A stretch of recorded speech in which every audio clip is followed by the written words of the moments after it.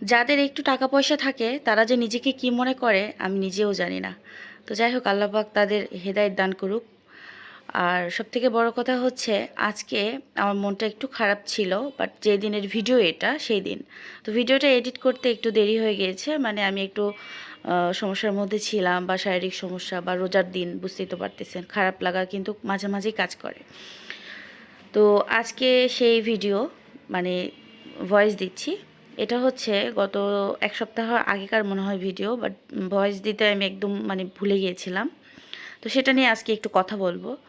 তো এই যে আমরা যেই ঢাকাতে বা যে কোনো শহরে আমরা যে ভাড়া থাকি, আমরা ভাড়া থাকি ঠিক আছে, কিন্তু আমাদেরও নিজস্ব বাড়ি আছে, নিজস্ব গ্রাম আছে, নিজস্ব এলাকা আছে।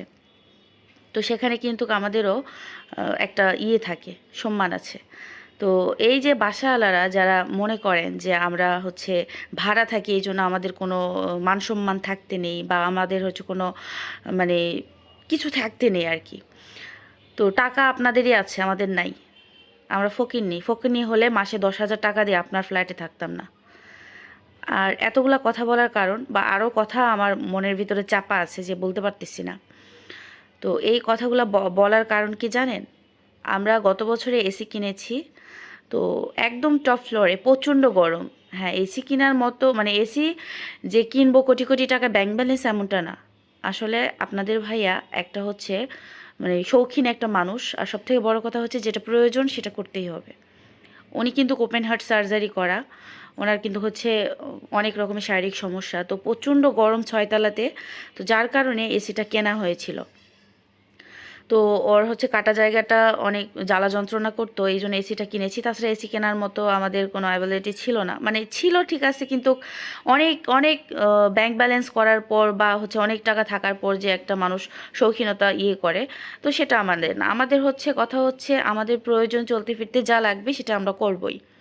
তো সেই ক্ষেত্রে আমরা এসিটা কিনেছিলাম। আর এসি কেনার সময়, লাগানোর সময় সে বলছিল যে এসি লাগানো যাবে না।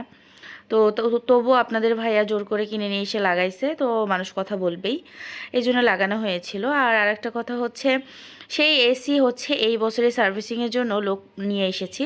তো সেই লোকগুলা কিভাবে সার্ভিসিং করে আমি জানা নেই, আমার সঠিক জানা নেই যে কিভাবে সার্ভিসিং করে। তো আমি জাস্ট একটু দাঁড়ায় আছি, মানুষ যেভাবে ওনারা নিজের মতো করে কাজ করতেছে। তো সেই এসি সার্ভিসিংয়ের পানিটা নিচে যাওয়ার জন্য যে রাব বিহেভ আমার সঙ্গে করেছে, মানে এরপরে এ বাসাতে আছি আমি, নির্লজ্জ ছাড়া আর বলার কিছু নাই। তো অতি শীঘ্রই এই বাসাটা ছেড়ে দিব।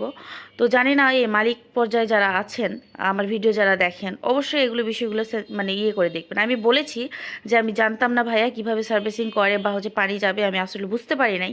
তো যা হবার হয়ে গিয়েছে। তবুও উনি কিন্তু আমার সঙ্গে রাফ বিহেভ করতে ছাড়ে নাই। তো সময় কিন্তু সবারই একদিন আসবে ইনশাল্লাহ।